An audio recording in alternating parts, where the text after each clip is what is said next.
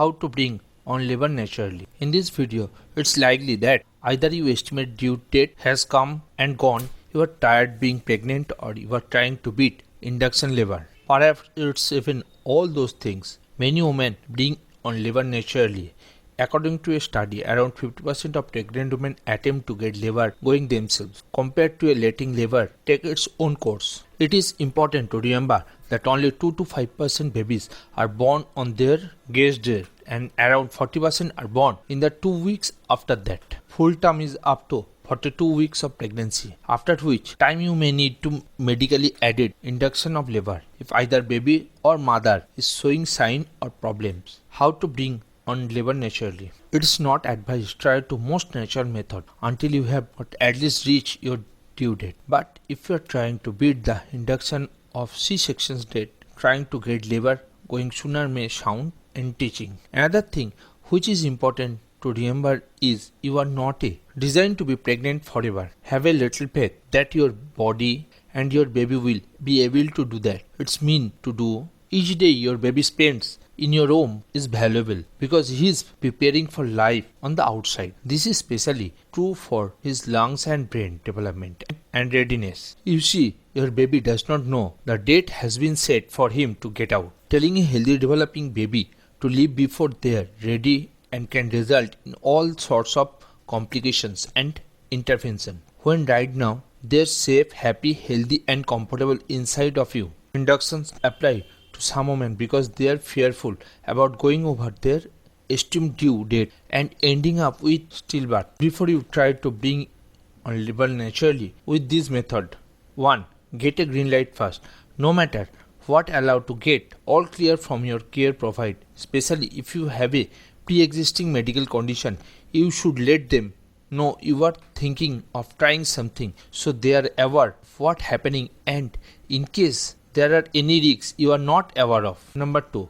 Make sure complementary therapies are qualified and experienced. If you choose a method required to health provider, ensure the person treating you is qualified and knowledgeable in pregnancy specific treatment. You increase your risks if they don't have training and experience working with pregnant women. Third, be informed. It is important to make sure you are well informed as to the effectiveness and side effect for any method. Research is ever changing and some method may not be suitable for you, especially if you have pre-existing condition. A properly qualified therapist may have some information or recommended reading for you. Do not start any induction method until you have reached your esteemed due date. Here are different ways you can try and stimulate labor naturally. First, sex. Sex is a commonly suggested method of naturally induction due to some containing prostrogen which help to repel cervix. Sex can get way to relax, and contrary to the study, many mothers have gone to labor after having sex. During early labor,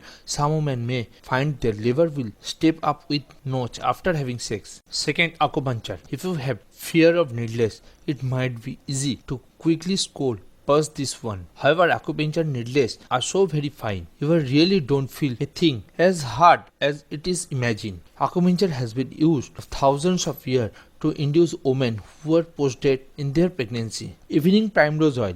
Evening primrose oil is another cervix ripping method. EPO help by emanating prostrogen can be used orally and or internally. Of course, EPO is not as strong as medical prostrogens that are used to induce labor. Nipple stimulation. Nipple stimulation produce oxytocin and can produce some strong effect. So you can try stimulating your nipples with your finger and massage one at a time. An alternate option, you are still feeding a toddler. Let him attach and the sucking action will do the same thing. Custard oil. Baby oil does not recommended custard oil for labor induction. It can cause nausea, diarrhea and sometimes vomiting for some women. If you do go into labor, you won't spend on the toilet. Dehydration can be a problem too, impacting not only how you feel, but it can also alter the course of your labor, especially if you are feeling you don't have to strength or energy to go on. Spicy food or curry. Spicy food and curry give some people the run, so use these cautions. However, some women swear by spicy food for getting their liver started. Eat dark food. According to a study, consumption of dark food in the 4 weeks prior to labor significantly reduced the need for induction and augmentation of labor. Researchers found it procedure more favorable birth outcome.